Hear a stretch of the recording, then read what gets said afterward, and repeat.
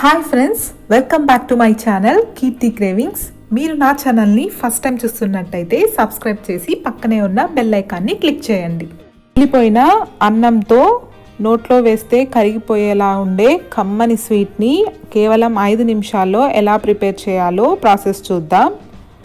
ముందుగా 1 కప్పు ఉడికించిన అన్నాన్ని తీసుకోవాలి. దీన్ని మిక్సర్ జార్లోకి వేసుకొని ఒక 3-4 స్పూన్లు నీళ్ళని కూడా యాడ్ చేసుకొని ఫైన్గా గ్రైండ్ చేసుకోవాలి. మిగిలిపోయిన అన్నం కన్నా కాస్త ఫ్రెష్గా ఉన్న అన్నంతో చేస్తే ఈ స్వీట్ చాలా టేస్టీగా ఉంటుందండి. ఇలా ఈ కన్సిస్టెన్సీ వచ్చేలాగా గ్రైండ్ చేసుకోండి. నెక్స్ట్ 1 కప్పు అన్నానికి 1/2 కప్పు బెల్లాన్ని వేసుకొని 1/2 కప్పు నీళ్ళను వేసుకొని బెల్లం మొత్తం మీడియం ఫ్లేమ్లో కరిగించుకోవాలి. ఇది తీగ పాకం కానీ లేదా స్టిక్కీగా అవ్వడం కానీ ఏం అవసరం లేదండి. జస్ట్ బెల్లం కరిగితే సరిపోతుంది. మీడియం ఫ్లేమ్లో బెల్లం అంతా ఇలా కరిగిన తర్వాత మంటను లో ఫ్లేమ్లోకి టర్న్ చేసుకొని గ్రైండ్ చేసుకున్న ఈ అన్నాన్ని వేసుకోవాలి. దీన్ని బాగా ఉండలేమీ లేకుండా బాగా ఈ బెల్లం సిరప్లో మిక్స్ అయ్యేలాగా కలుపుకోవాలి. స్పూన్తో ఇలా ప్రెస్ చేస్తున్నట్టుగా కలిపితే చాలా త్వరగా కలిసిపోతుంది.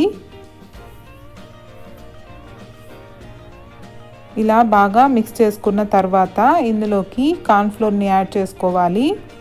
1.5 స్పూను కార్న్ఫ్లోర్ని వేస్తున్నాను. కార్న్ఫ్లోర్ అవైలబుల్గా లేకుంటే మైదాని కానీ ఆటాని కానీ అంటే గోధుమ పిండిని కానీ వేసుకోవచ్చు. దీన్ని బాగా మిక్స్ అయ్యేలాగా కలుపుకోవాలి. కాసేపటి తర్వాత ఇది కాస్త దగ్గర పడటం స్టార్ట్ అవుతుంది. అప్పటిదాకా లో ఫ్లేమ్లోనే ఇలా కలుపుతూ ఉడికించుకోవాలి. ఇలా దగ్గర పడడం స్టార్ట్ అయిన తర్వాత ఇందులోకి 2 స్పూన్లు నెయ్యిని వేసుకోవాలి. మీకు ఒకవేళ నెయ్యి ఇష్టం లేకపోతే నెయ్యికి బదులుగా 2 స్పూన్లు నూనెనైనా వేసుకోవచ్చు. కానీ నెయ్యి వేస్తే ఇది చాలా కమ్మగా ఉంటుంది. ఇది పూర్తిగా ప్యాన్ నుండి సపరేట్ అయ్యేంత వరకు దీన్ని ఇలా కలుపుతూ ఉడికించుకోవాలండి. చూసారు కదా, ప్యాన్ నుండి సపరేట్ అవ్వడం స్టార్ట్ అయింది. అలాగే నెయ్యి మొత్తాన్ని బాగా పీల్చేసుకుంది.